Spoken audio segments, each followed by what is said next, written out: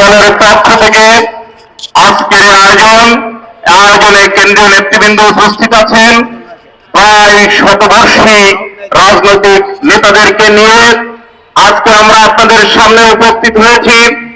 প্রিয় বন্ধুগণ, প্রিয় ঢাকাবাসী, প্রিয় দেশবাসী, আপনারা জানেন গত কয়েকদিন পূর্বে আগরতলায় হিন্দুস্তান যে কার্যকলাপ আক্রমণ করেছে, এই আক্রমণে বাংলাদেশের দল মত ধর্ম বর্ণ নির্বিশেষে জাতি ঐক্যবদ্ধ হয়েছে এবং ঐক্যবদ্ধ হয়ে প্রতিবাদ করেছে।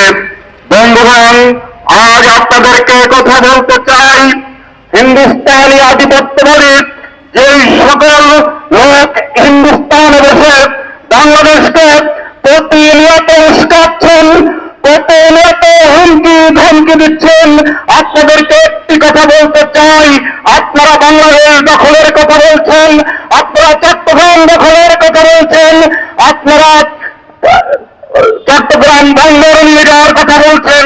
আপনাদেরকে কথা বলতে চাই, কাশ্মীরে 80% মুসলমানের বসবাস, বিগত 80টি বছর যাবৎ সেখানে আপনারা লক্ষ লক্ষ মুসলমানকে নির্বিচারে গুলি করে হত্যা করেছেন। আপনারা কি করেছেন? আপনাদেরকে বলতে চাই, আপনারা করিমগঞ্জে 73% মুসলমানের বসবাস, সেই করিমগঞ্জ আপনারা আসামের অন্তর্ভুক্ত করেছেন। আপনারা জানেন 554 বছরের বাংলার রাজধানী মুর্শিদাবাদ, সেখানে 1947 সালে স্বাধীনতার সময় প্রায় 70% মুসলমানের বসবাস ছিল, সেটিকে আপনারা জোর করে দখল করে নিয়েছেন। আমরা যদি মুর্শিদাবাদ ফেরত চাই, আমরা যদি করিমগঞ্জ ফেরত চাই, আমরা যদি কাশ্মীরের স্বাধীনতা চাই, তাহলে কি অপরাধ হবে? নিশ্চয়ই অপরাধ হবে না। বন্ধুগণ, হিন্দুস্তানি আধিপত্যবাদী, হিন্দুস্তানি গেরুয়া এবং মোদী সরকারকে সুস্পষ্ট করে বলে দিতে চাই, বাংলার স্বাধীনতা আপনারা 1947 সালে আটকে রাখতে পারেননি। আপনারা যদি পারতেন তাহলে 14 তারিখে স্বাধীনতা অর্জন করতেন, 15 তারিখে নয়।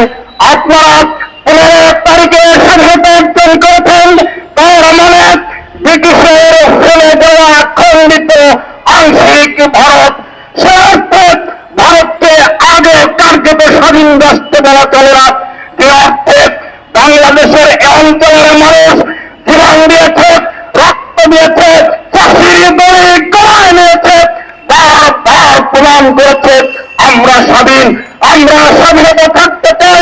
হিন্দুস্তানি আধিপত্যবাদকে আশুদ্ধ কণ্ঠে বাংলাদেশের সর্বপ্রাচীন রাজনৈতিক দলের পক্ষ থেকে বলতে চাই, আপনারা 1947 সালে আমাদের পূর্বপুরুষ, আমাদের দরিদ্র কৃষ্ট পৃষ্ঠ একেবারে রাস্তায় পড়ে যাওয়া, ফকির হয়ে যাওয়া পূর্বপুরুষের কাছ থেকে আপনাদের পূর্বপুরুষ যে মার খেয়েছিল, সেই মারের ব্যথা আজও আপনারা ভুলতে পারেননি বলে হতাশা থেকে, আতঙ্ক থেকে, ভয়ের থেকে বাংলাদেশকে এইভাবে হুমকি ধমকি দিয়ে যাচ্ছেন।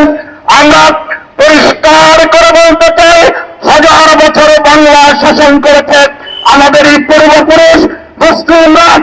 আমরা তাই এই বাংলায় যারা বসবাস করে সেই সকল পূর্বপুরুষের লিগাসি বহন করি। আমাদেরকে ভয় দেখিয়ে লাভ হবে না। আমরা পাকিস্তান নই, আমরা নেপাল নই, আমরা বাংলাদেশ।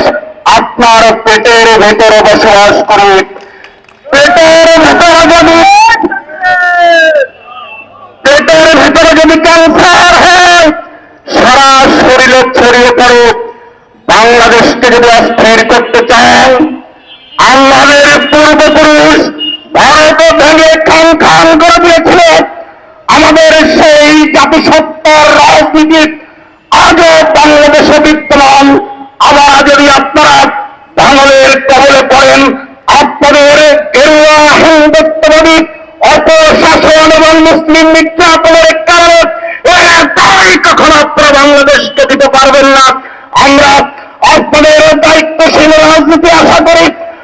আমাদের দায়িত্বশীল যেই সকল ভারতীয় ব্যক্তিবর্গ আছে, গরুর খেয়ে নয়, গরুর পেশাব খেয়ে নয়, ভালো কিছু খেয়ে আমাদের মুখোমুখি হয়ে রাজনীতি করুন।